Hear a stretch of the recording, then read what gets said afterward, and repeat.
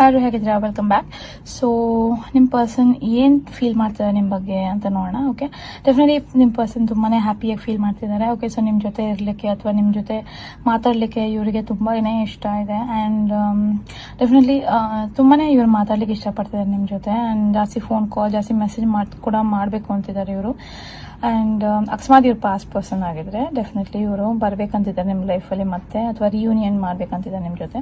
But again ಇಲ್ಲಿ ನನಗೆ ಜಾಸ್ತಿ ತುಂಬಾನೇ ಬ್ಲೂ ಕಾಣಿಸ್ತಿದೆ. ಸೊ ಮೋಸ್ಟ್ಲಿ ನಿಮ್ಮ ಫೇವ್ರೆಟ್ ಕಲರ್ ಬ್ಲೂ ಇರ್ಬೋದು, ಅಥವಾ ಇವ್ರ ಫೇವ್ರೆಟ್ ಕಲರ್ ಬ್ಲೂ ಇರ್ಬೋದು.